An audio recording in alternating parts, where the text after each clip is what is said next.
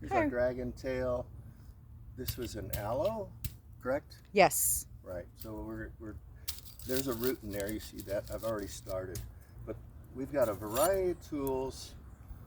Everybody's going to want to pick a different tool based on whatever, their aesthetic, their physiology. But I've already begun. And obviously what we want to do is, I've already loosened that. So I can pull that, but I want to show you, and that's on our 12-inch handles. That's the dragon tail. Works extremely well for this type of task in the garden. Here's another, the eagle claw. Now if I had to get down there and groom, but I can also grab something like a cactus. If I'm afraid of getting pricked by it, this is a great tool because it works like fingers on your hand. I can get under that. I could pull that right up and not have to. Go ahead. You can handle pull that up. You sure? Mm-hmm. So if I want to get in there without disturbing too much. And then my hand's free and I can carry that around and put it right back in another hole. If I want to separate these, when you get all the babies going on, you just grab a baby from right underneath that and transport it around your garden. Here's another, the what do we call this? The cradle hoe. So the cradle hose, again, if I wanted to put that in the dirt and create a quick hole, I can very quickly make a deep hole, pick that up and put it right back in. So this is going to allow you to do different tasks. I can also get in there and grab that, no problem. And then lastly, this is a little bit too much for this, our weed popper. This would be a task I wouldn't really go after, but you see that fulcrum, when you go into the dirt and those prongs go around that taproot, I've got 4 inches, 5 inches of travel between the tip and my hand when I use that fulcrum. So there's a tremendous amount of force that I can get to tackle various tasks. So there we have it. Ron, so on this right here, if you turn this over, right, what is going to be the best to beat out all of that extra dirt and that material again there? If I'm going to grab that and I yet have a fork. We didn't grab the fork here. Let me try this the other hand.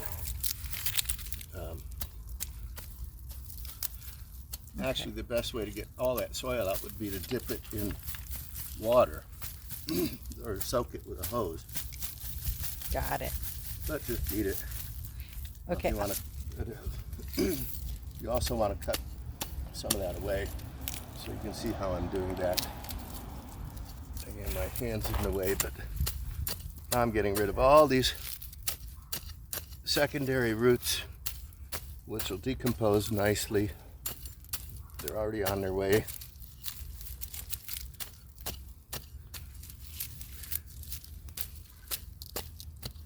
Because I want to save the nutrients. Yes. Right? You can see how tearing the sheath off those roots shows you that they're still full of green and lovely life. I have one for you. Here's a tough one right here. This is a Mexican milkweed that is in there nice and tight. What do you think? Well, let's see how deep I can get. I can tell you already there's going to be, because that's woody, more like a dicot. You don't want me to disturb that, do you? It's okay. If I can help it? It'll grow. Yeah, I can see, or I can feel I need a different tool. I'm going to go to this guy, I think, again. Let's see, I'll try it.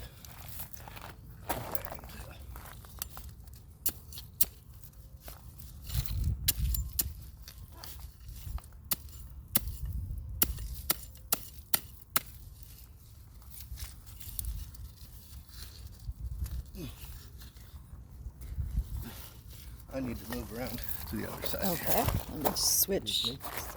Edit.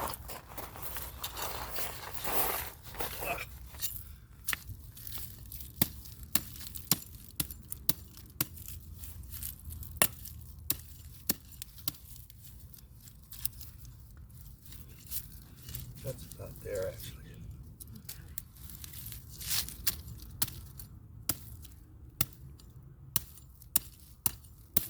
There we go. Wonderful. You didn't want to save that, did you? No, no, no. That's, Because, yeah. yeah, if you wanted to save that plant, obviously I would have pulled this out, set it aside, and then replant that later. Yeah, no, that one is Wonderful.